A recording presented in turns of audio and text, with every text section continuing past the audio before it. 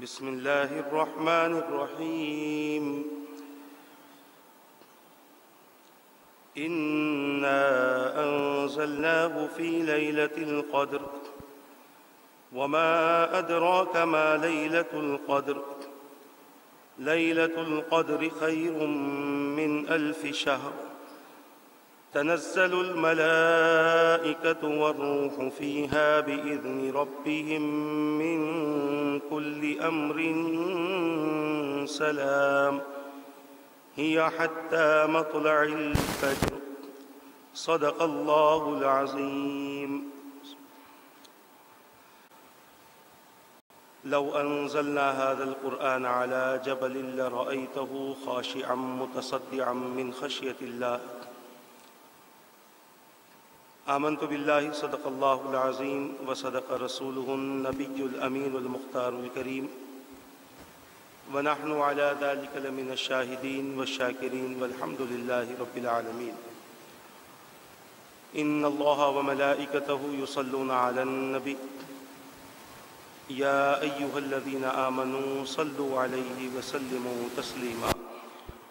اللهم صل وسلم وبارك على سيدنا ومولانا محمد وعلى آله وأصحابه وبارك وسلم صلاة وسلاما دائما عليك وعلى آلك وأصحابك يا رسول الله صلى الله تعالى عليك وسلم.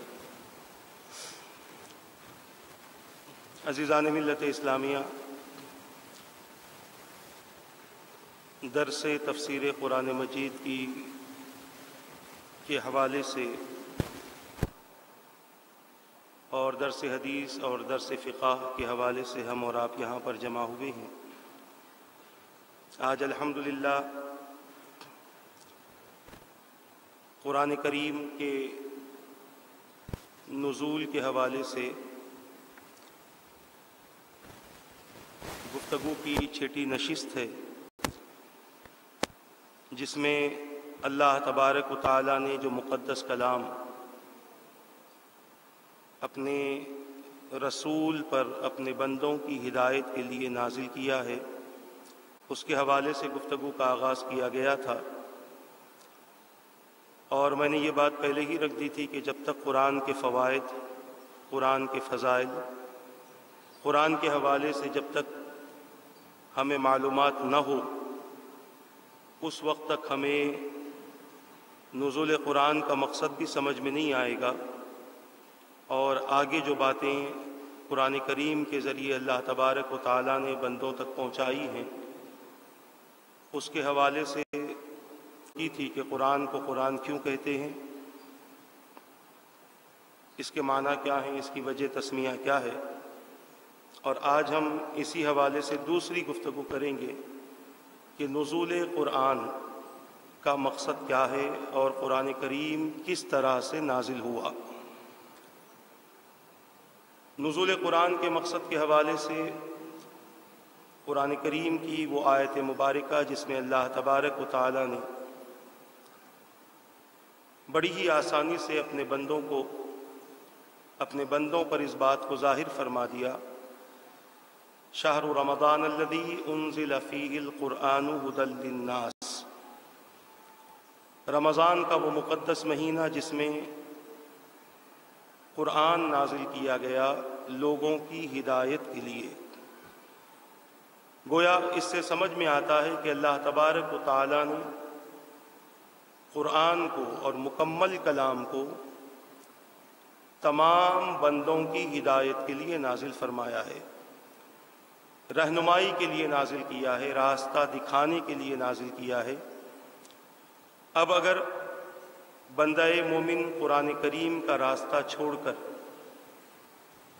اللہ کے احکامات کو چھوڑ کر اگر دنیا کی طرف توجہ دے اور دنیا والوں کی طرف توجہ دے، تو اللہ تبارک و تعالیٰ اس بندے کو اسی راہ پر چلاتا ہے. اس کے حوالے سے میں نے گفتگو کر لی ہے، صرف اشارہ آپ کو دے رہا ہوں تاکہ سمجھ جائیں کہ اگر کوئی اللہ اور اس کے رسول کا راستہ چھوڑ کر، اللہ کا بتلایا ہوا راستہ چھوڑ کر، رسول پاک کا چلایا ہوا راستہ چھوڑ کر اگر کوئی بندہ اپنی راہ چلتا ہے یا دنیاوی راہ کو اختیار کرتا ہے تو زندگی بھر اسی راستے پر چلتا ہے، اور پھر وہ انسان یہ سمجھتا ہے کہ میں صحیح راہ پر ہوں، میں صحیح راستہ چل رہا ہوں، جس کی بنیاد پر جب اسے موت آتی ہے، سکرات میں ہوتا ہے، تب اسے اس حقیقت سے آگاہی نصیب ہوتی ہے کہ میں جو راستہ میں نے جو اختیار کیا تھا وہ راستہ صحیح نہ تھا،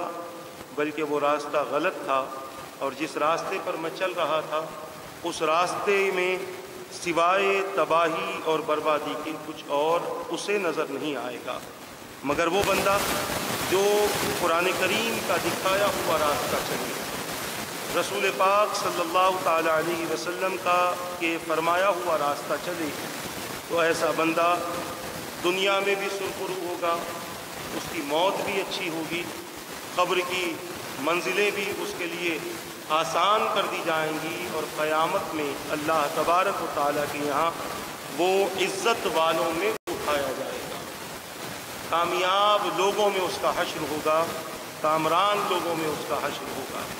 تو قرآن کریم کے نزول کا مقصد اللہ تبارک و تعالیٰ نے بیان فرمایا، ہدی للناس، لوگوں کی ہدایت کے لیے اللہ تبارک و تعالیٰ نے اس کلام کو نازل فرمایا ہے۔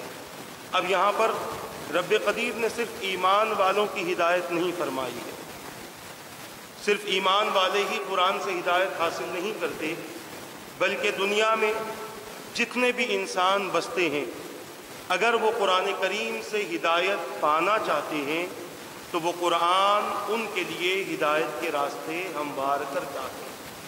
آپ دیکھیں آج بھی تاریخ اس بات پر شاہد ہے کہ وہ کئی لوگ ایسے ہیں کہ جنہوں نے قرآن کو پڑھ کر اسلام کو قبول کیا ہے۔ آج بھی کئی لوگ ایسے ہیں، امریکہ میں کئی لوگ مسلمان ہوتے ہیں، لندن میں کئی لوگ مسلمان ہوتے ہیں، یورپین کنٹریز میں کئی لوگ مسلمان ہوتے ہیں، تو ان کے اسلام لانے کی وجہ، ان کے مسلمان ہونے کی وجہ قرآن کریم ہوتا ہے۔ اللہ تبارک و تعالیٰ کا یہ مقدس کلام اس دور میں بھی، جس دور میں نازل ہوتا تھا، اس دور میں بھی کافروں، مشرکوں، یہودیوں، عیسائیوں کے لیے ہدایت کا سبب بنتا تھا، اور آج کے دور میں بھی یہی کلام ہدایت کا سبب بنتا ہے، اور قیامت تک یہی کلام بندوں کی ہدایت کا سبب بنتا رہے گا، لوگوں کے لیے رہنمائی کا سبب بنتا رہے گا۔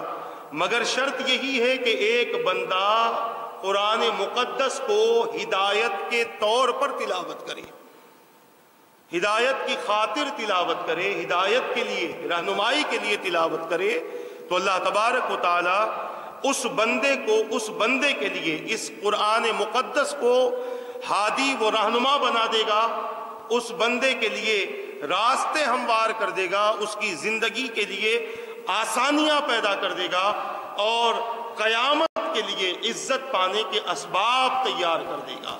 مگر شرط یہی ہے کہ اس قرآن کریم کو ہدایت کے طور پر، ہدایت کی خاطر تلاوت کیا جائے، ہدایت کی خاطر پڑھا جائے۔ اسی لیے اللہ تبارک و تعالیٰ نے عام لوگوں کا ذکر فرمایا کہ قرآن کو اللہ تبارک و تعالیٰ نے ساری کائنات میں بسنے والوں کے لیے، تمام لوگوں کے لیے ہدایت کا ذریعہ بنایا ہے، رہنمائی کا ایک ذریعہ ہے۔ تو نزول قرآن کا سب سے اہم مقصد ہمیں یہ سمجھ میں آ گیا کہ قرآن کریم کو اللہ تبارک و تعالیٰ نے ہدایت کے لیے نازل کیا ہے، رہنمائی کے لیے نازل کیا ہے۔ اب دوسری بات، علماء کرام اور بزرگان دین، مفسرین کرام یہاں پر یہ ارشاد فرماتے ہیں کہ اللہ تبارک و تعالیٰ نے قرآن مقدس کو اللہ اپنے حبیب پاک صلی اللہ تعالی علیہ وسلم پر نازل فرمایا۔ یہ قرآن کریم کا اعجاز ہے کہ قرآن کریم کو رب قدیر نے حضور پاک صلی اللہ تعالی علیہ وسلم پر نازل فرمایا، تو اس کو ایک بار میں نازل نہیں کیا گیا، ایک ہی وقت میں قرآن نازل نہیں ہوا، بلکہ قرآن کریم 23 سال کے عرصے میں اللہ تبارک و تعالیٰ نے اس مقدس کلام کو اپنے حبیب پاک صلی اللہ تعالی علیہ وسلم پر نازل فرمایا۔ اس کی کئی وجوہات ہیں، اور ایک سب سے بڑی وجہ یہ ہے کہ اس سے پہلے بھی اللہ تبارک و تعالیٰ نے کتابیں نازل کی تھیں، توریت نازل ہوئی تھی، زبور آئی تھی، انجیل دی گئی تھی، حضرت سیدنا ابراہیم علیہ السلام کو صحیفے عطا کیے گئے تھے، اور دیگر انبیاء کرام کو صحائف کتابیں دی گئی تھیں، مگر ان تمام کتابوں کو اللہ تبارک و تعالیٰ نے ایک ہی وقت میں دے دیا تھا۔ حضرت سیدنا موسیٰ علیہ السلام کو کوہ طور پر توریت دی گئی، ایک ہی وقت میں دے دی گئی۔ یہ نہیں کہ بعد تھوڑے تھوڑے وقت کے بعد میں احکامات نازل ہوتے گئے آپ پر، ایسا ہرگز نہ تھا، بلکہ مفسرین کے قول کے مطابق کہ پچھلے تمام انبیاء کو اللہ تبارک و تعالیٰ نے لکھی ہوئی کتاب عطا فرمائی۔ یہ کتاب لکھ دی گئی تھی اور لکھی ہوئی کتاب عطا فرمائی۔ یہ نہیں کہ اللہ فرماتا اور انبیاء لکھا کرتے، یا جبرائیل امین آتے اور انبیاء لکھا کرتے، ایسا ہرگز نہ تھا، بلکہ انبیاء کرام کو جن کو صحیفے دینا ہوتا، جن کو کتابیں دینی ہوتی، ایک ہی وقت میں انہیں کتابیں دے دی جاتی، ایک ہی وقت میں انہیں صحیفے دے دیے جاتے، اور ہر ایک کو کتاب دینے کے لیے، صحائف دینے کے لیے ایک جگہ خاص کر دی گئی تھی۔ مگر قرآن کریم اس کے برخلاف ہے کہ اللہ تبارک و تعالیٰ نے قرآن کریم کو ایک ہی وقت میں لوح محفوظ سے آسمان دنیا پر پہ تو نازل فرما دیا، جیسے قرآن کریم کی 2 آیتیں اس بات پر شاہد ہیں، حامیم والکتاب المبین، انا انزلناہ فی لیلۃ مبارکۃ۔ رب فرماتا ہے کہ حامیم، قسم ہے واضح کتاب کی کہ بے شک ہم نے اس کو برکت والی رات میں نازل کیا ہے۔ 2 لفظ قرآن میں بیان فرمائے ہیں، ایک ہے نزول، ایک ہے نازل ہونا۔ اور نزول کہتے ہیں، اللہ تبارک و تعالیٰ نے قرآن کریم میں کہیں نزلنا بیان فرمایا کہ ہم نے نازل کیا، کہیں پر انزلنا، کہیں پر رب قدیر نے انزلنا بیان فرمایا۔ تو مفسرین کرام فرماتے ہیں کہ نزلنا کے معنی آہستہ آہستہ اترنے کے ہوتے ہیں، رفتہ رفتہ اترنے کے ہوتے ہیں، ضرورت اور موقع کے لحاظ سے اترنے کے ہوتے ہیں، اور انزلنا کے معنی ہوتے ہیں ایک بار اتر جانا۔ تو قرآن کریم میں یہ دونوں قسم کے الفاظ موجود ہیں۔ تو اب یہ دونوں کے معنی کیا ہوئے؟ تو اس کے بارے میں یہ کہنا پڑے گا کہ نزلنا جہاں پر بھی اللہ نے بیان فرمایا، وہاں سے مراد یہ ہے کہ رب قدیر نے قرآن کریم کو آہستہ آہستہ، رفتہ رفتہ، ضرورت اور موقع کے حساب سے اللہ نے نازل فرمایا، اور انزلنا بھی اللہ نے ذکر فرمایا ہے قرآن میں۔ تو اس کا مطلب یہ ہوا کہ رب قدیر نے، جیسے کہ روایتوں میں آتا ہے، مفسرین فرماتے ہیں کہ اللہ تبارک و تعالیٰ نے لوح محفوظ سے آسمان دنیا پر ایک ہی وقت میں رب قدیر نے اس قرآن کو نازل فرما دیا، اور جب جب جس حکم کی ضرورت پیش آتی، اللہ کے حکم سے جبرائیل امین ان آیتوں کو لیتے اور حضور پاک صلی اللہ تعالیٰ علیہ وسلم کی خدمت بابرکت میں حاضر ہوتے۔ تو گویا یہ قرآن ایک بار میں بھی نازل ہوا ہے، مگر ایک بار میں پوری امت کو نہیں دیا گیا، بلکہ یہ آسمان دنیا پر رکھا گیا اور آہستہ آہستہ، رفتہ رفتہ نازل ہوتا گیا۔ تو یہ بھی امت کو رفتہ رفتہ دیا گیا تاکہ اللہ کے احکامات کو سمجھیں، اور ایک ساتھ احکامات ملنے پر کہیں وہ پریشان نہ ہو جائیں، کہیں وہ مشقت میں نہ پڑ جائیں، کیونکہ ایک ایسا قانون دیا جانا تھا۔ اب یہ قانون 1، 2، 10، 20، 30 صفحات پر مشتمل نہ تھا، بلکہ پوری زندگی کے لیے ایک قانون دینا تھا، اور پوری زندگی کو ایک بار میں سدھارا نہیں جا سکتا، پوری زندگی کو ایک ہی وقت میں سنوارا نہیں جا سکتا۔ اللہ اگر چاہے تو وہ سب کچھ کر سکتا ہے، اس کی قدرت سے بعید کوئی چیز نہیں، اس کی قدرت کے خلاف کوئی چیز نہیں ہے، وہ جو چاہے کر سکتا ہے۔ مگر یہ رب قدیر نے قانون بنا دیا کہ بندوں کو ضرورت کے موقع پر احکامات نازل کیے جائیں، تاکہ پہلے وہ بندے کہ جن کے سامنے یہ قرآن نازل ہو رہا تھا، جن کے سامنے اللہ کا کلام اتر رہا تھا، احکامات ربانی کا نزول ہو رہا تھا، وہ بندے ایک ساتھ میں احکامات لے کر پریشان نہ ہو جائیں، مشقت میں نہ پڑ جائیں، اسی لیے پہلے اپنے حبیب کی ذات کو ان کے سامنے پیش کر دیا، مصطفیٰ کی ذات کو پیش کر دیا۔ مصطفیٰ بحیثیت امین ان کے پاس میں ہے، بحیثیت صادق ان کے پاس میں ہے، لباس بشریت میں ہے، مگر رسول پاک صلی اللہ تعالی علیہ وسلم کی کیفیت یہ ہے کہ حضور 40 سال ان کے درمیان میں گزارتے ہیں، مگر معاذ اللہ کبھی کسی قسم کا جھوٹ، کسی قسم کا دھوکہ، کسی قسم کا دغا، کسی قسم کی لڑائی، کسی قسم کا فتنہ و فساد حضور پاک صلی اللہ تعالی علیہ وسلم سے صادر نہ ہوا۔ تو گویا اللہ تبارک و تعالی نے اس بات کو اتارنے سے پہلے مصطفیٰ کی ذات کو پیش کر دیا، اس کے بعد میں اپنی طرف سے احکامات کا نزول، احکامات کے نزول کا سلسلہ اللہ نے شروع کیا۔ اور جب یہ کلام مصطفیٰ جان رحمت صلی اللہ تعالی علیہ وسلم پر نازل ہوتا تو کسی کو کچھ کہنے کی ہمت نہ ہوتی تھی۔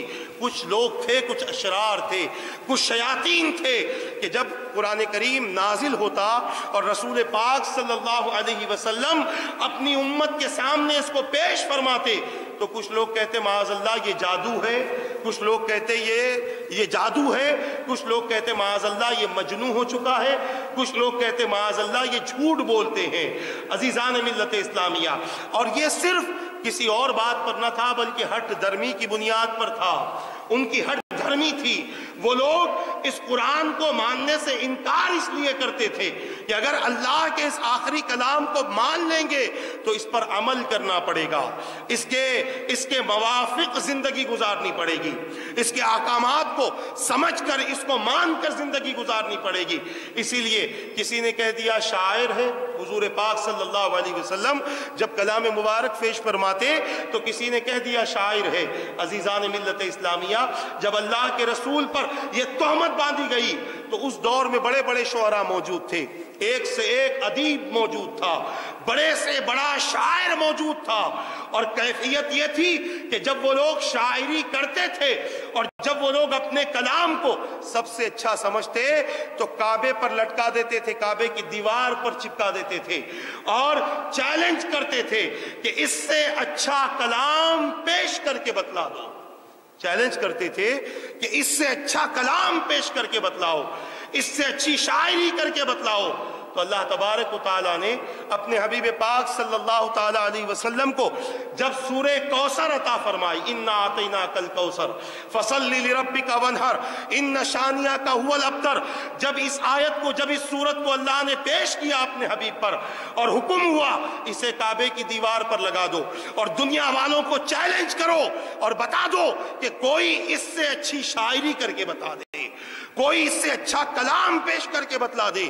عزیزان ملت اسلامیہ، جب رسول پاک صلی اللہ علیہ وسلم نے سورہ کوثر کعبے کی دیوار پر چسپاں کر دیا تو کسی کی ہمت نہ ہوئی کہ سورہ کوثر سے بہترین کلام پیش کر کے بتلا دے، کیونکہ انسان کا کلام انسان کے عقل کے مطابق ہوتا ہے اور اللہ کا کلام انسان کی تمام عقل کو اپنے احاطے میں لیا ہوا ہوتا ہے۔ انسان کے بس کے باہر اللہ کا کلام ہوتا ہے، انسان کے بس کے باہر اللہ کی قدرت ہوتی ہے، انسان کے بس کے باہر اللہ کی طاقت ہوتی ہے، انسان اس کو احاطے میں نہیں لا سکتا۔ تو میں یہ عرض کرنا چاہتا ہوں کہ یہ قرآن جب اس کے نزول کا سلسلہ شروع ہوا اور حضور پاک صلی اللہ تعالی علیہ وسلم نے لوگوں تک اس کلام کو پہنچانا شروع کیا تو کچھ لوگوں نے آپ پر تہمتیں باندھنی شروع کی۔ تو اللہ تبارک و تعالیٰ نے کہیں پر فرمایا اگر تمہارے اندر اتنی طاقت ہے کہ تم اس کلام کا مقابلہ کر سکتے ہو اور تم یہ کہتے ہو کہ یہ معاذ اللہ محمد عربی صلی اللہ علیہ وسلم کا کلام ہے تو یہ تو تمہاری نظر نظر میں ظاہری طور پر بشر ہیں، تمہارے جیسے نظر آتے ہیں، تو پھر تم کیوں اس کلام سے زیادہ بہتر کلام لکھ کر تم پیش کیوں نہیں کر سکتے؟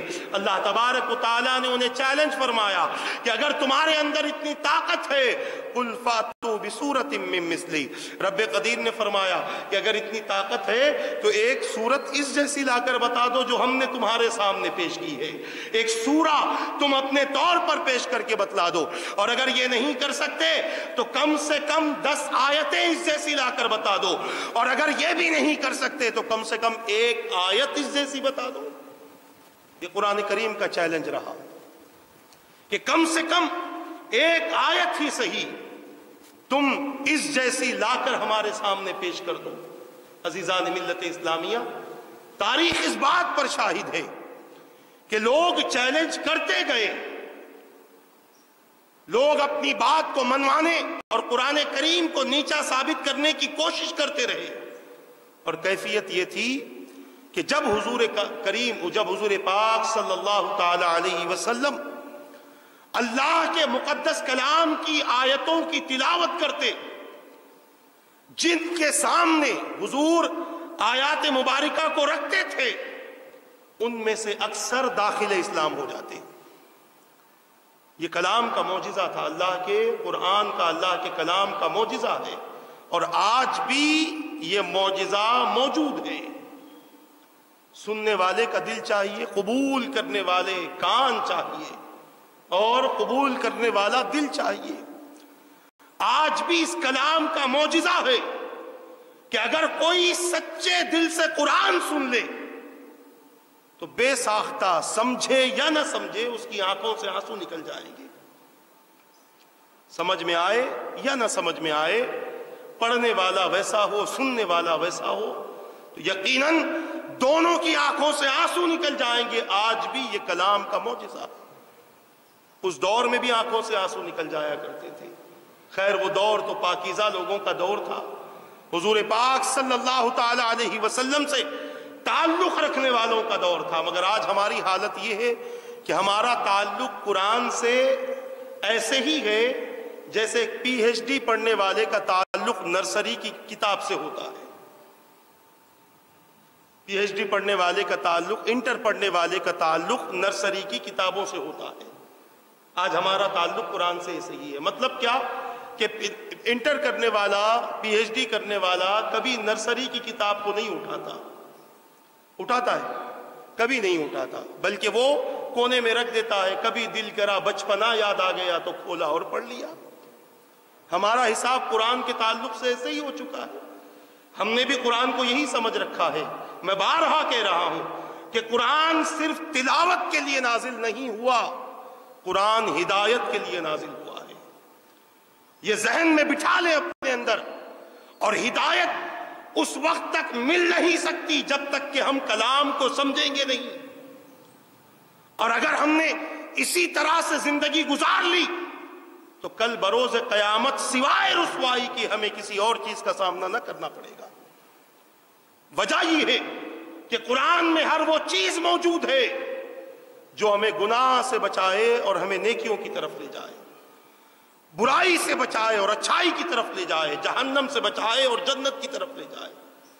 اگر ہم نے قرآن ہی سے ہدایت حاصل نہ کی تو یاد رکھنا کل بروز قیامت سوائے تباہی کے اور کچھ نہیں ہوگا۔ یہ اور بات ہے کہ ایمان اگر رائے کے دانے کے کم بھی باقی رہا، ایمان پر کچھ نہ کچھ ہم قائم رہے تو حضور کی شفاعت ہمیں نصیب ہوگی، مگر اس وقت ہوگی جبکہ ہم جہنم میں کئی وقت گزار چکے ہوں گے، بعد میں نصیب ہوگی۔ مگر پہلے تو ہم جہنم میں جانا ہی پڑے گا، ڈالا ہی جائے گا، کیونکہ ہم نے قرآن کو اپنا ہادی و رہنما بنایا ہی نہیں ہے۔ اب بعض لوگ کی عادت ہوتی ہے قرآن پڑھتے ہیں تو سمجھنے کی کوشش نہیں کرتے، اور بعض لوگ سمجھتے ہیں تو عمل کرنے کی کوشش نہیں کرتے۔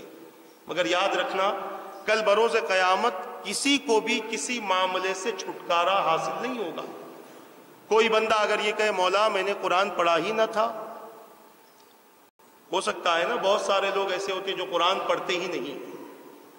کوئی بندہ کل کہے گا مولا، قیامت کے دن کہے گا مولا میں نے قرآن پڑھا ہی نہ تھا تو میں سمجھوں گا کیا؟ اور کوئی کہے گا کہ مولا میں نے سمجھا تو تھا مگر میرے پاس میں اتنا وقت نہ تھا، میرے کاروبار بھی تھے، بیوی بچے بھی تھے، میرے رشتہ دار بھی تھے، سب دیکھنا تھا، اس کی وجہ سے میں عمل نہ کر سکا۔ تو وہاں پر کسی کی کوئی دلیل اور کسی کا کوئی عذر اللہ تبارک و تعالیٰ کی بارگاہ میں چلنے والا نہیں ہے۔ یہ بات اپنے ذہن میں بٹھا لے، جو بھی میری اس بات کو سن رہے ہیں وہ اپنے ذہن میں بٹھا لے کہ کسی کا کوئی عذر کل بروز قیامت چلنے والا نہیں ہے، کیونکہ قرآن نازل کر دیا گیا۔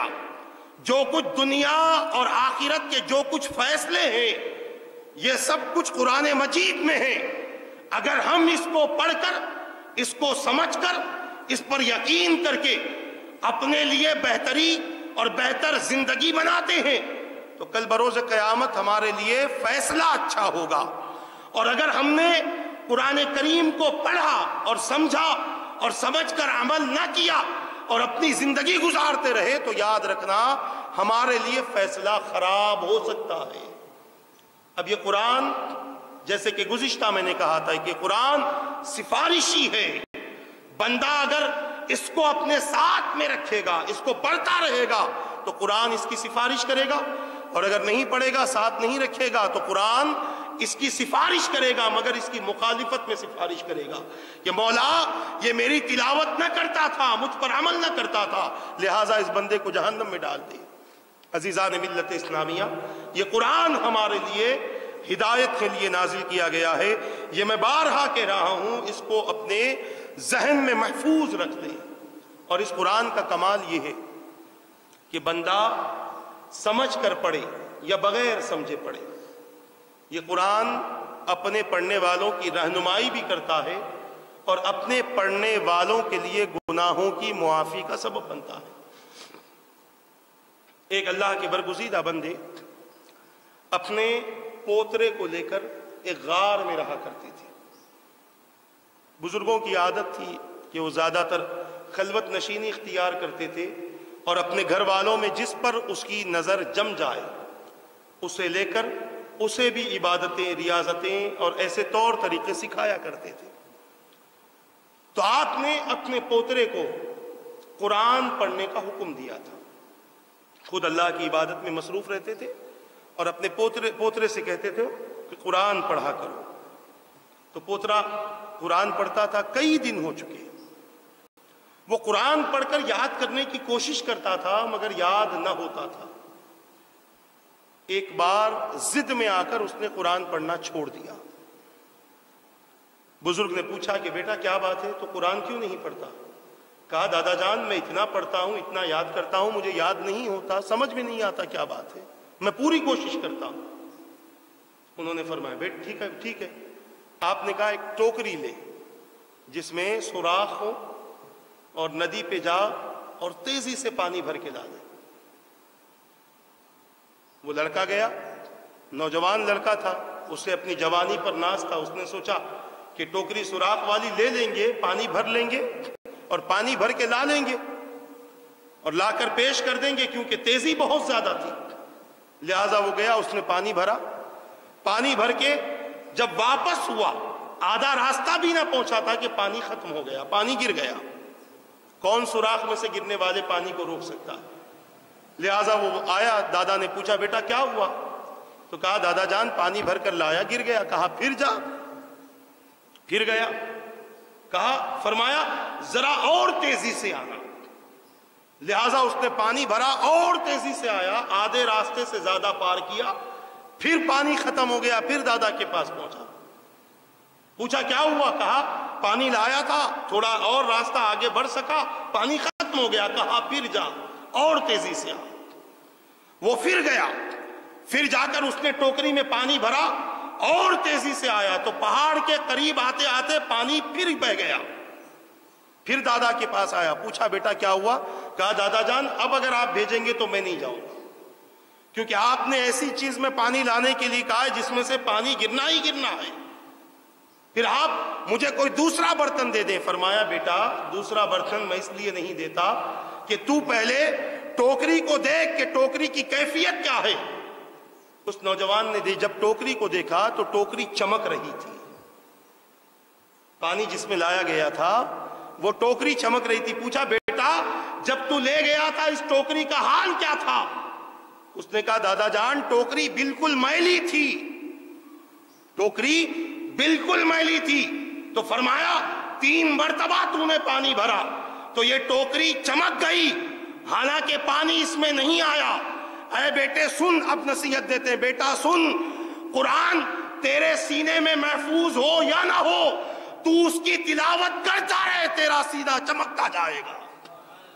تو اس کی تلاوت کرتا رہے، جس طرح پانی سے ٹوکری صاف ہو گئی اسی طرح اللہ کے ذکر سے تیرے سینے کا میل بھی ختم ہو جائے گا۔ ٹوکری صاف ہوتی چلی گئی، تیرا دل بھی صاف ہوتا جائے گا، اور اگر اللہ نے چاہا تو تیرے سینے میں اللہ کا کلام محفوظ بھی ہو جائے گا۔ عزیزان ملت اسلامیہ، تو یہ قرآن ہے، قرآن کا اعجاز یہ ہے کہ اللہ تبارک و تعالیٰ نے اس قرآن مقدس کو بندہ مومن کی ہدایت کے لیے نازل فرمایا ہے۔ اگر ہم ہدایت حاصل نہیں کر سکتے کرتے تو ہم سے زیادہ محروم کوئی اور ہو نہیں سکتا۔ میں یہ عرض کر رہا تھا کہ اس کتاب کو اللہ تبارک و تعالیٰ نے نازل کیا ہے، اور انزلنا اور نزلنا، انزلنا کے معنی ہوتے ہیں ایک ہی بار اتر جانا، اور ایک ہی بار لوح محفوظ سے آسمان دنیا پر اتارا گیا، اور نزلنا کے معنی ہوتے ہیں آہستہ آہستہ بھیجا جانا۔ تو لوح محفوظ سے آہستہ آہستہ 23 سال کے عرصے میں اللہ تبارک و تعالیٰ نے اس قرآن مقدس کو جبرائیل امین کے ذریعے رسول پاک صلی اللہ تعالیٰ علیہ وسلم پر نازل فرمایا۔ اور پھر یہ بھی سن لیں، پچھلی کتابیں اللہ نے سب کو ایک ہی وقت میں دے دی تھیں، اور بعض مفسرین کرام فرماتے ہیں کہ قرآن کو ایک ساتھ نہ دینے کی وجہ یہ تھی کہ بندہ مومن پر بار نہ پڑے، مشقت نہ پڑے، بلکہ بندہ مومن بڑے ہی اطمینان کے ساتھ آیتیں نازل ہوتی رہے اور بندہ مومن اس پر عمل کرتا رہے۔ اور یہی صورت رہی جب قرآن کریم نازل ہوتا تھا۔ انشاءاللہ جب آگے گفتگو ہوگی قرآن کریم کے فضائل کے حوالے سے تو میں عرض کروں گا کہ جب قرآن کریم نازل ہوتا تھا تو کیفیت یہ ہوتی تھی، خود قرآن کہتا ہے انما المؤمنون الذین اذا ذکر اللہ وجلت قلوبہم واذا تلیت علیہم آیاتہ زادتہم ایمانا وعلی ربہم یتوکلون، کہ بے شک ایمان والے وہ ہیں کہ جب ان کے سامنے اللہ کا ذکر کیا جاتا ہے تو ان کے دل دہل جاتے ہیں۔ دہلنے کا مطلب وجد میں آ جاتے ہیں، شوق بڑھ جاتا ہے، کیفیت بڑھ جاتی ہے، مستی بڑھ جاتی ہے، اور وہ اللہ کی طرف راغب ہو جاتے ہیں، کیونکہ اللہ کے ذکر سے دلوں میں ہیبت پیدا نہیں ہوتی بلکہ دلوں کو سکون ملتا ہے، ایک مستی کی کیفیت پیدا ہو جاتی ہے، وجدانی کیفیت پیدا ہو جاتی ہے، شوق ایک بندے کے اندر پیدا ہو جاتا ہے۔ اور پھر آگے رب فرماتا ہے اور جب ان کے سامنے اللہ کی طرف سے نازل کردہ آیتوں کی تلاوت کی جاتی ہے تو ان کے ایمان میں زیادتی ہو جاتی ہے، ان کا ایمان بڑھ جاتا ہے، یقین بڑھ جاتا ہے، وَعَلَىٰ رَبِّهِمْ يَتَوَكَّلُونَ، اور وہ اپنے رب پر بھروسہ کرنے والے ہو جاتے ہیں، یا یوں کہہ لیں کہ رب پر جو ان کا بھروسہ ہوتا ہے اس میں بھی ان کے اندر اضافہ پیدا ہو جاتا ہے۔ عزیزان ملت اسلامیہ، یہ وہ ایمان والے تھے جن کے سامنے اللہ تبارک و تعالیٰ کا مقدس کلام نازل ہوتا تھا۔ اب صرف اشارے کے طور پر ایک بات کہوں، میں نے شاید اس سے پہلے کہا تھا کہ ایک اللہ کے رسول کے صحابی جن کے سامنے ایک آیت مبارکہ پیش کی گئی کہ کون ہے جو اللہ کی راہ میں قرض حسنہ دے جو اللہ کو، اور اللہ تعالیٰ اس کو دوگنا کر کے عطا کر دے۔ اس قسم کی آیت قرآن کریم میں کئی جگہ ہے، دوسرے پارے میں بھی ہے، من ذا الذی یقرض اللہ قرضا حسنا فیضاعفہ لہ اضعافا کثیرا واللہ یقبض ویبسط والیہ ترجعون۔ رب قدیر فرماتا ہے جس کا مفہوم یہ ہے، کون ہے جو اللہ کو قرض حسنہ دے اور اللہ تعالیٰ اس قرض حسنہ کو زیادہ کر دے، بہت زیادہ کر دے، اور اللہ تم جو دیتے ہو اللہ اپنے دست قدرت میں لیتا ہے اور اسے پالتا ہے اور اسی کی طرف تمہیں لوٹ کر جانا ہے۔ عزیزان ملت اسلامیہ، یہ آیت مبارکہ جب ایک صحابی نے سنی، حضور پاک صلی اللہ تعالیٰ علیہ وسلم کے پاس پہنچے، عرض کرنے لگے یا رسول اللہ صلی اللہ علیہ وسلم، میرے پاس میں نے ابھی ایک آیت مبارکہ سنی ہے۔ حضور نے فرمایا کون سی سنی ہے؟ وہ صحابی نے عرض کیا، میرے سرکار نے فرمایا ہاں ابھی نازل ہوئی ہے۔ عرض کرنے لگے یا رسول اللہ صلی اللہ علیہ وسلم، یہ موسم پھلوں کے پکنے کا موسم ہے، میرے باغ میں پھل پکے ہوئے ہیں، میرے پاس میں ایک ہی باغ ہے اور اسی سے میرا گھر چلتا ہے، مگر چونکہ اللہ تبارک و تعالیٰ نے فرما دیا ہے، لہٰذا میں یہ چاہتا ہوں کہ اس باغ کو میں اللہ کی راہ میں خرچ کر دوں، اس باغ کو میں اللہ کو قرض حسنہ کے طور پر دے دوں۔ اللہ کے رسول نے فرمایا کہ تو اللہ کے حکم کو پورا کر، اللہ اپنے وعدے کو تیرے ساتھ پورا کر دے گا۔ وہ صحابی نے عرض کیا حضور میں نے اللہ کی راہ میں وہ باغ دے دیا ہے۔ اپنے باغ کی طرف گئے، باہر کھڑے ہوئے، اپنی اہلیہ کو پکار کر باہر بلایا۔ وہ اہلیہ سے فرمانے لگے اندر سے کوئی چیز نہ لے کر آنا، تنہا باہر آ جاؤ، اکیلی باہر آ جاؤ، بغیر کچھ لیے باہر آ جاؤ۔ عزیزان ملت اسلامیہ، جب اہلیہ باہر آئی، واقعہ بڑا طویل ہے، اختصاراً عرض کر رہا ہوں، جب اہلیہ باہر آئی پوچھا کیا بات ہے؟ کہا سنو میں نے اس باغ کو بیچ دیا ہے۔ پوچھا کسے بیچا ہے؟ پوری آیت سنائی، پورا واقعہ سنایا۔ واقعہ سنانے کے بعد بیوی سے کہا کہ اب اس میں ہمارا کوئی حصہ نہیں ہے، اب چلو ہم اپنے گھر چلتے ہیں، اب اللہ ہمارا مالک و رازق ہے۔ اس بیوی نے جب یہ سنا عرض کرنے لگی اے میرے شوہر نامدار، اس سے بہتر جو سودا آپ نے کیا ہے، اس سے بہتر سودا کوئی ہو ہی نہیں سکتا ہے، اس سے بہتر تجارت کوئی اور نہیں ہو سکتی کہ آپ نے اللہ کے حکم کی تکمیل کر دی ہے۔ اللہ ہمیں خالی نہیں رکھے گا، اللہ ہمیں ضائع نہیں فرمائے گا۔ عزیزان ملت اسلامیہ، یہ ایک آیت کی بات کر رہا ہوں، ایسی قرآن کریم کی مکمل آیتیں ہیں کہ پہلے میں جب قرآن پڑھتا تھا تو میرے ذہن میں یہ بات آتی تھی کہ قرآن کریم کا جب مزاج یہ ہے کہ کچھ آیتیں قرآن کریم میں ایسی بھی ہیں کہ پہلے صحابہ نے کر دی ہیں پھر اللہ نے نازل فرمائی ہے۔ قرآن کریم میں کچھ آیتیں ایسی ہیں کہ پہلے صحابہ نے عمل کر دیا پھر اللہ نے اس کو نازل فرمایا ہے۔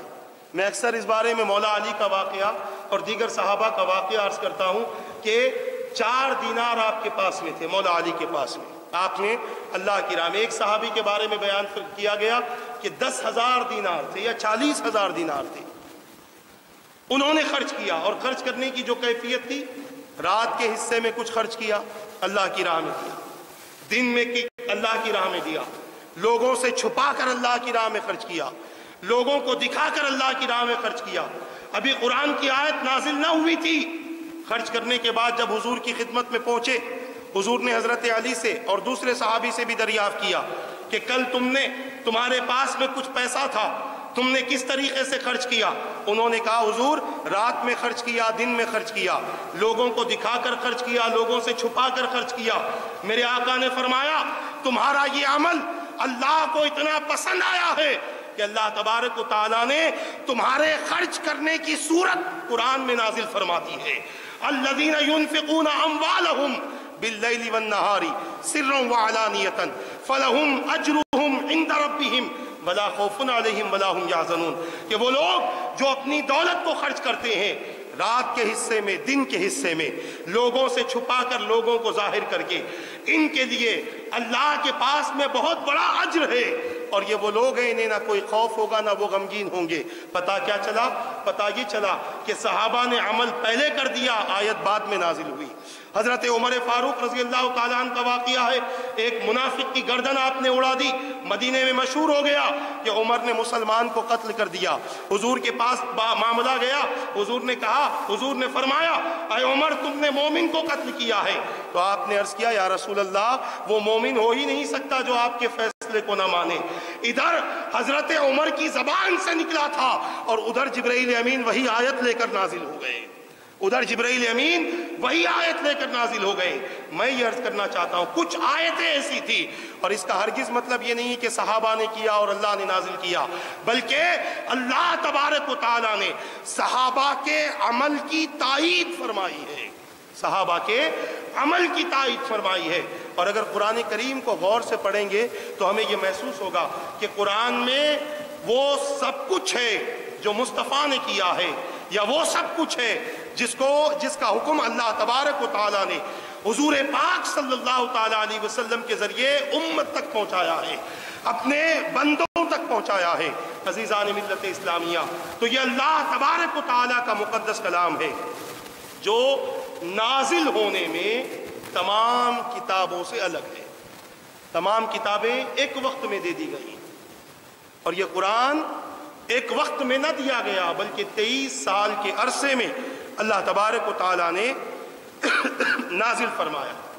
اور اس کی ایک وجہ مفسرین کرام یوں بھی ارشاد فرماتے ہیں کہ کبھی کبھی ایسا ہوتا ہے لکھی ہوئی بات سمجھ میں نہیں آتی، کبھی ایسا ہوتا ہے کیونکہ لکھا ہوا جملہ ہوتا ہے۔ جیسے اب میں کسی سے کہوں کہ آپ کو دہلی جانا ہے، میں نے لکھ کر دے دیا، اب آپ یہی سمجھیں گے کہ مجھے دہلی جانا ہے، حالانکہ بیچ میں کئی کام ہیں۔ اور اگر یہی بات میں آپ کو بولوں کہ آپ کو دہلی جانا ہے اور فلاں فلاں جگہ رک کر فلاں فلاں کام کر کے آپ کو جانا ہے، تو آپ کو سمجھ میں آ جائے گا کہ مجھے دہلی کیوں جانا ہے۔ اور کبھی ایک جملہ لکھا ہوا ہوتا ہے میں نے کیا، ایک جملہ ہوتا ہے میں نے کیا۔ اب یہ میں نے کیا کو کئی طریقے سے آپ پڑھ سکتے ہیں کہ میں نے کیا ایک یہ ہوتا ہے کہ میں نے کر لیا ہے، دوسرا میں نے کیا تعجب والا جملہ ہوتا ہے میں نے کیا ہوتا ہے نا، میں نے کیا یعنی ہم اس کو پلٹ رہے ہیں کہ میں نے یہ کام نہیں کیا ہے، آپ کہتے ہیں میں نے کیا ہے، تو گویا لکھی ہوئی بات پڑھی ہوئی بات سے الگ ہوتی ہے۔ تو لکھی ہوئی بات کو سمجھنا مشکل ہے، پڑھے ہوئے کلام کو سمجھنا مشکل نہیں ہے۔ پچھلی کتابیں لکھی ہوئی آئی تھی، اسی لیے وہ لوگ سمجھ نہ سکے۔ قرآن پڑھا ہوا نازل ہوا ہے، جبرائیل نے پڑھا، مصطفیٰ نے پڑھا، صحابہ نے پڑھا، یہ قرآن پڑھا ہوا اترا ہے، لہذا پڑھی ہوئی بات سمجھ میں آسانی سے آ سکتی ہے۔ لکھی ہوئی بات کے مقابل پڑھی ہوئی بات آسانی سے سمجھ میں آ سکتی ہے، کیونکہ پڑھی ہوئی بات میں تمام چیزیں نکال سکتے ہیں، حکم بھی نکال سکتے ہیں، تعجب بھی نکال سکتے ہیں، تمسخر بھی نکال سکتے ہیں، امر بھی نکال سکتے ہیں، نہیں بھی نکال سکتے ہیں۔ یہ تمام چیزیں قرآن کریم کے ذریعے نکالی جا سکتی ہیں جبکہ قرآن پڑھا جائے، قرآن پڑھا جائے اور قرآن کو سمجھا جائے۔ اور قرآن کریم کا ایک سب سے بڑا اعزاز یہ ہے کہ اللہ تبارک و تعالیٰ نے اس کلام مقدس کو، پچھلے انبیاء کو کتابیں بلا کر دی گئی تھی، مگر کلام مبارک کی شان یہ ہے مصطفیٰ جدھر جاتے تھے کلام ادھر نازل ہوتا تھا۔ یہ اللہ کے مقدس کلام کا اعجاز ہے۔ مصطفیٰ جدھر تشریف لے جاتے ہیں، حضور کو قرآن لینے کے لیے کسی مخصوص جگہ جانے کی ضرورت نہ ہوتی۔ حضور بازار میں ہوتے قرآن بازار میں نازل ہو جاتا، حضور مسجد نبوی شریف میں ہوتے قرآن مسجد نبوی شریف میں نازل ہو جاتا، حضور بستر مبارک میں ہوتے قرآن بستر مبارک پر نازل ہو جاتا، حضور غاروں میں ہوتے قرآن غاروں میں نازل ہو جاتا، حضور خلوت میں ہوتے تو قرآن خلوت میں آتا، حضور جلوت میں ہوتے محفل میں ہوتے تو قرآن محفل میں آ جاتا۔ قرآن کا نزول کسی ایک مخصوص مقام پر نہ تھا، بلکہ مصطفیٰ جدھر ہوتے تھے اللہ کا حکم وہاں نازل ہو جاتا۔ یہ قرآن کا کمال ہے کہ اللہ تبارک و تعالیٰ نے اس قرآن کو ہر مقام پر، رب قدیر نے کبھی طائف میں قرآن نازل کیا ہے، رب قدیر نے حجاز میں قرآن نازل کیا، کبھی مکے میں نازل کیا، کبھی مدینے میں نازل کیا، کبھی مکے اور مدینے کے راستے میں نازل کیا ہے۔ گویا رسول جہاں ہوتے اللہ کا کلام وہاں ہوتا۔ اور اس بات سے یہ بھی ماننا پڑے گا کہ جدھر مصطفیٰ ہیں قرآن ادھر ہی ہے۔ پہلے رسول آئے ہیں، بعد میں قرآن آیا ہے۔ یہ نقطے کو ذہن میں رکھیں کہ پہلے رسول آئے ہیں، بعد میں قرآن آیا ہے۔ جو ذات کو نہ سمجھ سکا وہ بات کو نہیں سمجھ سکتا۔ اگر تمہیں قرآن سمجھنا ہو تو پہلے مصطفیٰ کی ذات کو سمجھو۔ کسی نے آ کر سوال کیا ام المؤمنین سیدتنا عائشہ صدیقہ رضی اللہ تعالیٰ عنہ سے کہ ام المؤمنین حضور کے اخلاق کیسے تھے؟ آپ نے فرمایا اما قرأت القرآن، کیا تو نے قرآن نہیں پڑھا؟ انہوں نے کہا ہاں، تو آپ نے فرمایا کانا خلقہ القرآن، کانا خلقہ القرآن، ان کے اخلاق تو قرآن ہی رہے. یعنی قرآن جو کہتا تھا مصطفیٰ کرتے تھے، مصطفیٰ جو کہتے تھے قرآن وہی ہوتا تھا. تو سب سے پہلے مصطفیٰ کی ذات کو سمجھنے کی ضرورت ہے. جو مصطفیٰ تک نہیں پہنچا وہ قرآن تک نہیں پہنچ سکتا. اب اگر کوئی یہ کہے کہ مجھے قرآن پر عبور حاصل ہے، مجھے قرآن پر ترقی حاصل ہے، میں جس کو چاہے قرآن سے جواب دے سکتا ہوں، تو یقیناً وہ دے سکتا ہوگا، مگر سمجھا اس لیے نہیں سکتا کہ اس نے مصطفیٰ کو سمجھا ہی نہیں ہے. پہلے رسول اللہ کو سمجھنے کی ضرورت ہے. جب بندہ مصطفیٰ کو سمجھ جائے گا، اللہ کے رسول کو سمجھ جائے گا، تو قرآن آسانی سے اسے سمجھ میں آ جائے گا. صحابہ کے سامنے جب قرآن نازل ہوتا تھا، صحابہ عربی سمجھتے تھے نا، انہیں معلوم تھا عربی میں قرآن اترا، اور صحابہ عربی جانتے تھے. یہ نہیں کہتے تھے کہ حضور جو آپ پر نازل ہوا ہم سمجھ گئے، بلکہ عرض کرتے تھے حضور اس کا معنی کیا ہے، اس کی مراد کیا ہے.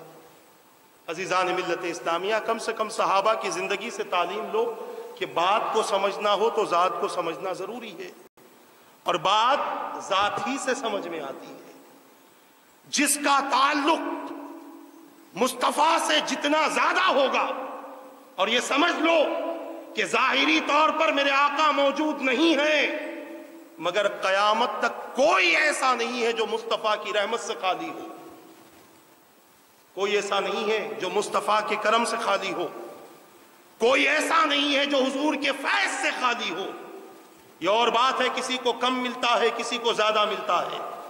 جس کی توجہ رسول اللہ کی طرف جس قدر زیادہ ہوگی، رسول اللہ کا فیض اسے اتنا ہی ملتا رہے گا.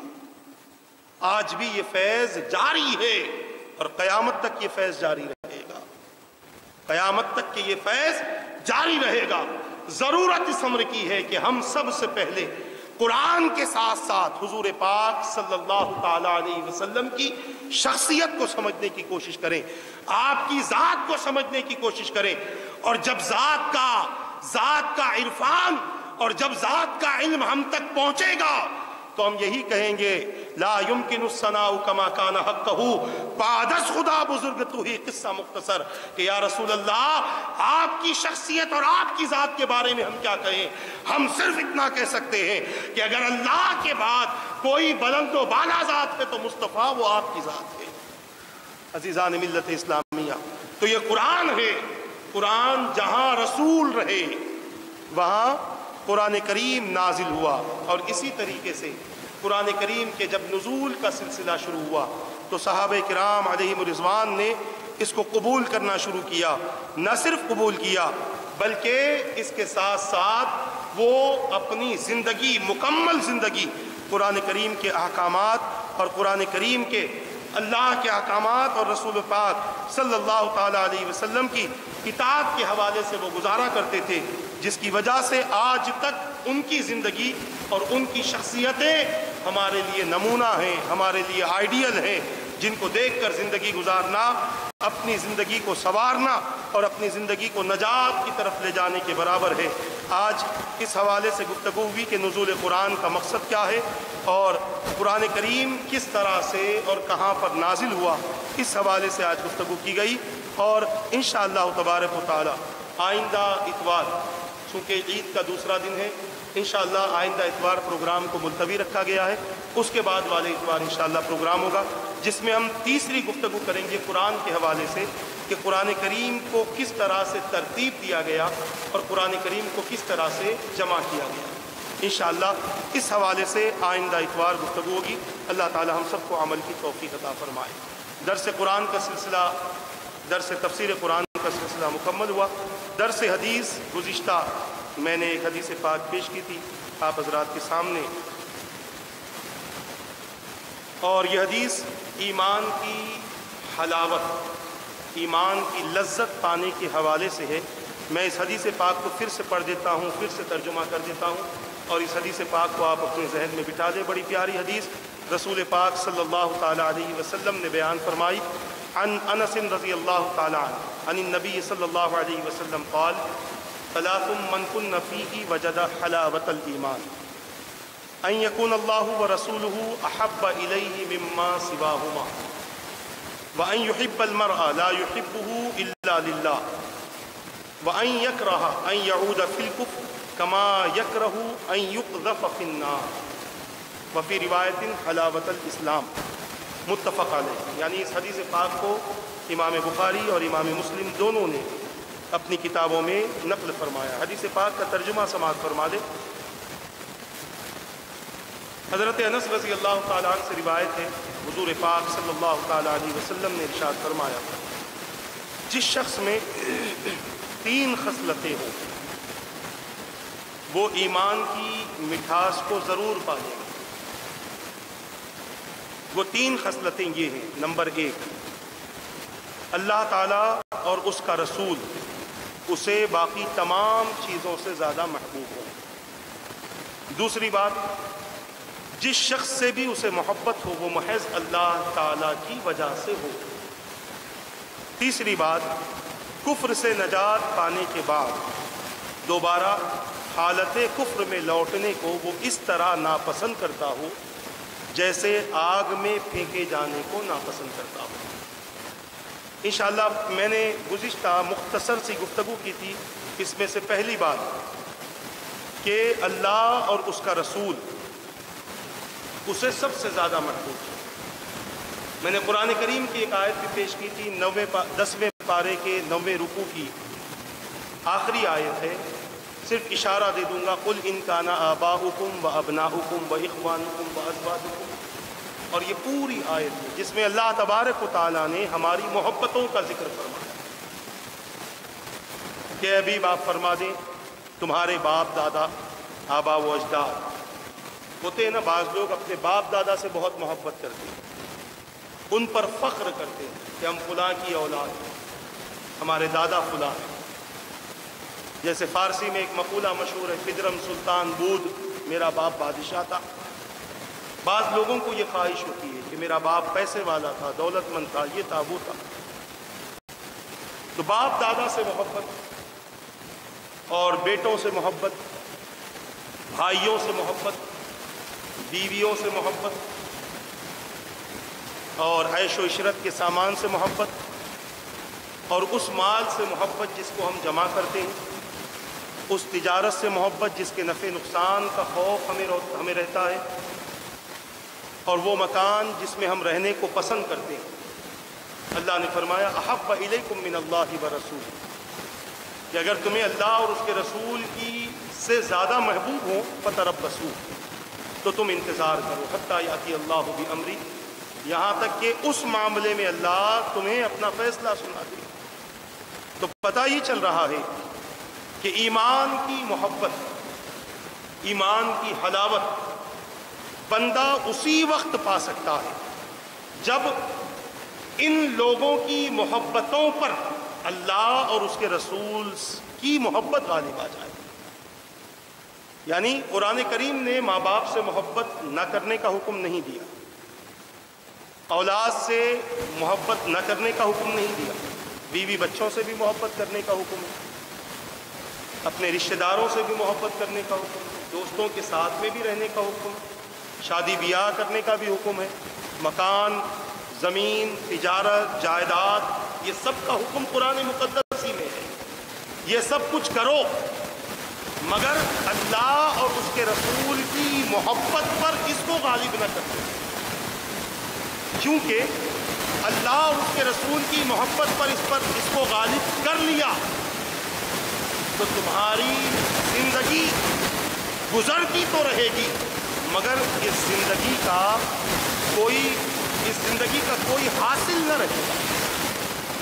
اس زندگی کا کوئی حاصل نہ رہے گا، کوئی مطلب نہ رہے گا، زندگی تو گزرتی رہے گی. اسی لیے سب سے زیادہ اللہ اور اس کے رسول سے انشاءاللہ آگے اسی حوالے سے اور بھی حدیثیں آئیں کہ صحابہ کرام نے رسول پاک صلی اللہ تعالیٰ علیہ وسلم اور اللہ تبارک و تعالیٰ سے بے پناہ محبت کی، اور ان کی محبتوں کا صلہ انہیں ملا بھی ہے. ان کی محبتوں کا پھل انہیں ملا ہے، ان کی محبتوں کا ثمر انہیں ملا ہے، ان کی محبتوں کی جزا انہیں ملی ہے کہ جس نے اپنی پوری زندگی اللہ اور اس کے رسول کی محبت میں گزار دی، تو جب تک دنیا باقی ہے، میرے اس جملے کو ذہن میں بٹھا لیں، جب تک دنیا باقی رہے گی اس محبت کرنے والے کا نام باقی رہے گا۔ بڑی ذمہ داری کے ساتھ اللہ اور اس کے رسول سے محبت کرنے والا جب تک دنیا باقی رہے گی اس کا نام بھی باقی رہے گا۔ آپ دیکھ لیں، میں صرف مثالیں صحابہ کرام کو گزر کر 1400 سال ہو چکے، آج تک ان کا نام باقی ہے۔ ہماری کوئی رشتہ داری ان سے نہیں ہے، ہم اپنے پردادا کا نام بھول گئے مگر حضرت ابوبکر صدیق کا نام یاد ہے، حضرت بلال حبشی رضی اللہ تعالیٰ عنہما کا نام یاد ہے، حضرت اویس کرنی کا نام یاد ہے، معروف کرتی رضی اللہ تعالیٰ عنہ کا نام یاد ہے، فضیل ابن عیاض رضی اللہ تعالیٰ عنہ کا نام یاد ہے، غوث العظم دستگیر رضی اللہ تعالیٰ عنہ کا نام یاد ہے، خواجہ غریب نواز کا نام یاد ہے۔ کیوں یاد ہے؟ اس لیے یاد ہے کہ ہم اپنوں کو تو بھول سکتے ہیں مگر جنہوں نے اپنی پوری زندگی میں کبھی خدا کو بھولا نہیں ہے، اللہ اس کی یاد اپنے بندوں سے کرواتا ہے۔ اللہ تبارک و تعالیٰ ان کی یاد اپنے بندوں سے کرواتا ہے۔ لہذا وہ لوگ جو اللہ اور اس کے رسول سے بے پناہ محبت کریں وہ اپنے ایمان کی لذت کو پا سکتے ہیں، اپنے ایمان کی حلاوت کو پا سکتے ہیں۔ اور اللہ اور اس کے رسول سے محبت کی صرف ایک مثال میں آپ کو دے دوں کہ ہمارا تعلق اللہ اور اس کے رسول سے کس قدر ہے۔ ہم اگر یہ دیکھیں کہ ہمارے اندر اللہ اور اس کے رسول سے محبت کتنی ہے تو ہم یہ کہہ سکتے ہیں کہ ہماری محبت صرف دعوے کے حوالے سے، صرف دعویٰ ہمارے پاس ہے۔ کبھی کبھی ہم سے کوئی چیز ہو جاتی ہے، اللہ قبول کر لے اور اس کو بخشش کا ذریعہ بنا لے، نہیں معلوم، ہو سکتا ہے کہ کبھی کبھی کوئی چیز ہم سے ہو جائے جسے اللہ قبول کر کے بخشش کا ذریعہ بنا لے۔ جیسے کہ ایک بات یاد آ رہی ہے، انشاءاللہ مفتی صاحب بھی تشریف لا چکے ہیں، مسائل قربانی ہیں، جس میں حضرت سیدنا موسیٰ علیہ السلام کو جب ان کی قوم نے بہت ستایا، آپ اپنی قوم کو لے کر جب چلے گئے جو ایمان والے، فرعون غرق ہو گیا، واقعہ بڑا طویل اختصار ہے، فرعون غرق ہو گیا، اس وقت کے بعد میں موسیٰ علیہ السلام پھر مصر میں تشریف دیکھنے کہ وہاں کے حالات ہیں۔ جب آپ آئے تو آپ نے دیکھا کہ آپ کو سب سے زیادہ جو ستاتا تھا وہ زندہ، سب سے زیادہ ستانا کیسا تھا؟ موسیٰ علیہ السلام جیسا بولتے تھے ویسا بولتا تھا، موسیٰ علیہ السلام جیسا چلتے تھے ویسا چلتا تھا، موسیٰ علیہ السلام جیسا بیٹھتے تھے ویسا بیٹھتا تھا، یعنی وہ نقل کرتا تھا اور اس چیز سے آپ کو بہت زیادہ تکلیف ہوئی۔ موسیٰ علیہ السلام نے اللہ کی بارگاہ میں عرض کیا، مولا یہ سب سے بڑا دشمن تھا، یہ سب سے زیادہ مجھے ستاتا تھا، تو نے اسے محفوظ کر دیا، باقی سب کو مار دیا، پہلے اسے مارنا۔ اللہ نے فرمایا، اے موسیٰ یہ تیری نقل کرتا تھا اسی لیے محفوظ، یہ تیری نقل کرتا تھا اسی لیے محفوظ ہو گیا۔ موسیٰ علیہ السلام کی نقل کرنے والا محفوظ ہو جائے اللہ کے عذاب سے اور مصطفیٰ کی نقل کرنے والا محفوظ نہ ہو، کیوں کیسا نہیں؟ تو زندگی میں ہم اصل تو کر نہیں سکتے، اس سے پہلے بھی میں نے بتایا، اصل مصطفیٰ نے کیا ہے، ہم صرف نقل کر سکتے ہیں۔ نمازیں، روزہ، حج، سب کچھ، ساری عبادتیں اور سارے اللہ کے احکامات پر عمل اور اصل عمل مصطفیٰ نے کیا ہے، ہم صرف نقل کر سکتے ہیں، اور اگر ہمارا نقل کرنا بھی قبول ہو گیا تو جنت، نقل کرنا بھی، نقل تو کر سکتے ہیں ہم، دوسروں کی تو کرتے ہی ہیں نا، ان کی کرتے ہیں جو دشمنان رسول ہیں، جو دشمنان خدا ہیں، جن کے چہرے سے، سر کے بال سے لے کر پیر کے ناخن تک اللہ کی دشمنی اور رسول اللہ کی دشمنی ظاہر ہوتی ہے، ہم ایسوں کی نقل کر لیتے ہیں۔ اس نے پھٹی ہوئی پینٹ پہنی تو ہم نے پہن لی، اس نے چھوٹا سا کپڑا پہنا تو ہم نے پہن لیا، اس نے شرٹ اتار دیا تو ہم نے اتار دیا۔ کیا کر رہے ہو؟ کہا فلاں ہیرو کی نقل کر رہے ہیں۔ ارے دشمنوں کی نقل کرو گے تو محلے تک محدود رہو گے، मुस्तफ़ा की नक़ल तुम ज़मीन पर करो, अल्लाह तुम्हारा जिक्र आसमानों में फरमाएगा। मुस्तफ़ा की नक़ल का फ़ायदा ये है। तो नक़ल तो करते ही है, कभी एक मर्तबा हुजूर की नक़ल, हुजूर की मोहब्बत में करके देखो, कितना मज़ा आता है। खुदा की कसम, दुनिया वालों की नक़ल करोगे तो वो लज्जत नहीं मिलेगी जो मुस्तफ़ा की अदाओं को अदा करने से मिला करती है। इसीलिए कहा गया कि अल्लाह और उसके रसूल की मोहब्बत, और अल्लाह की मोहब्बत यह है कि जब कभी अजान हो, अल्लाह का हुक्म आ गया, नमाज के लिए निकल जाओ। फिर बताने की जरूरत नहीं कि मैं खुदा से मोहब्बत करता हूं, तुम्हारा अमल गवाही देगा कि ये खुदा से मोहब्बत करता है।